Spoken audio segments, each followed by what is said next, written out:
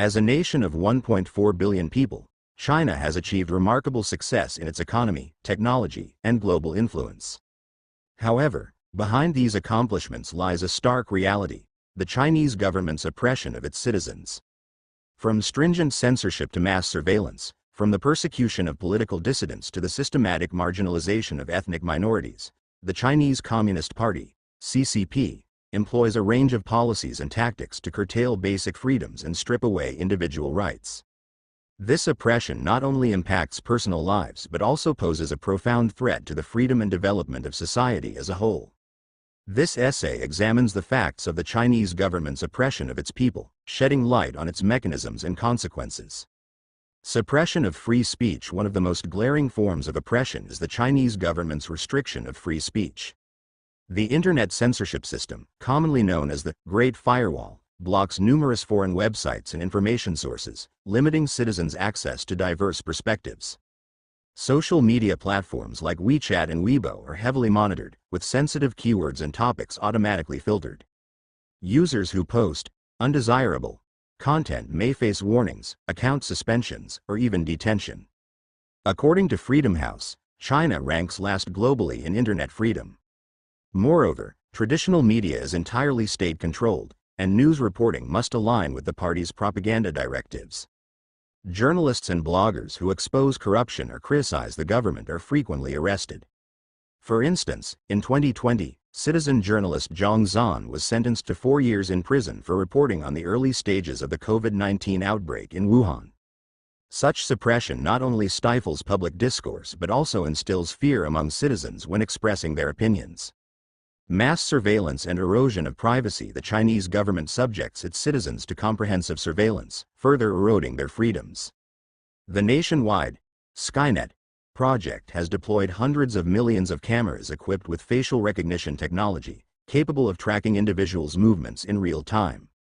In 2021, the BBC reported that some Chinese cities have over 10 surveillance cameras per 1,000 people, far surpassing other countries.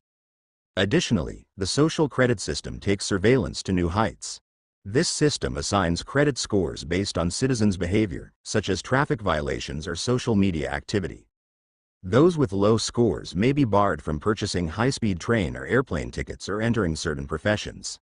Such mechanisms not only invade personal privacy but also compel citizens to self-censor and conform to government expectations through punitive measures. Persecution of political dissidents. The persecution of political dissidents is another stark example of the Chinese government's oppression. Anyone who challenges the CCP's authority risks severe punishment. Human rights lawyers, scholars, and activists are often arrested on vague charges like subversion of state power or picking quarrels and provoking trouble. For example, the 709 crackdown in 2015 saw hundreds of human rights lawyers and their families detained, with many subjected to torture or prolonged imprisonment. Dissidents also face house arrest, forced disappearances, or detention in secret facilities. Nobel Peace Prize laureate Liu Xiaobo was sentenced to 11 years in prison for drafting Charter 08, which called for democratic reforms, and died in custody due to illness.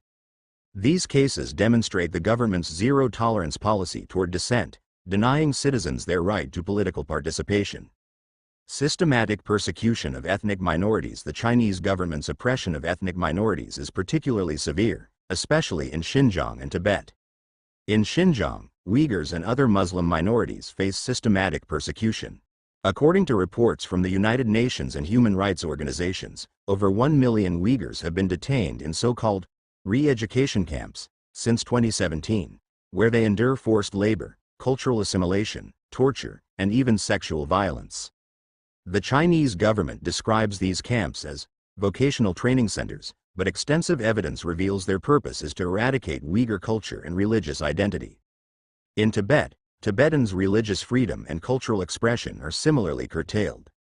Monasteries are monitored, Tibetan Buddhist leaders like the Dalai Lama are vilified, and Tibetan language education is marginalized.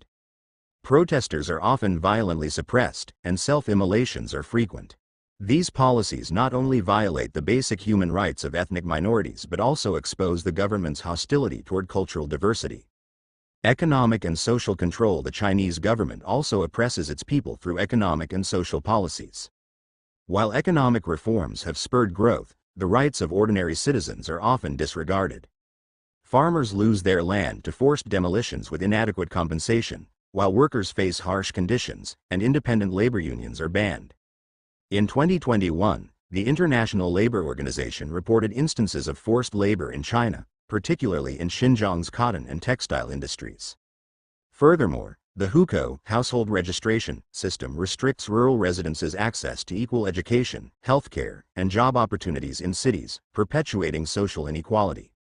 During the pandemic, extreme lockdown measures left residents without access to basic necessities, sparking widespread discontent.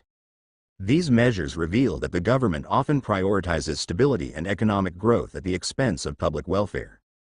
Conclusion: the Chinese government's oppression of its people is a complex and pervasive issue, spanning free speech, privacy, political participation, ethnic minority rights, and economic fairness. Through stringent censorship, surveillance, persecution, and discriminatory policies, the government curtails basic freedoms, stifling the vitality and creativity of society. This oppression not only undermines individual dignity but also hinders China's potential as a truly open and inclusive society. Yet, amidst this oppression, countless courageous citizens continue to resist through protests, documenting truths, and seeking international support. The global community must also exert diplomatic pressure, impose sanctions, and engage in human rights dialogues to hold the Chinese government accountable. Only through internal reform and external oversight can the Chinese people break free from the shackles of oppression and embrace a future of greater freedom and justice.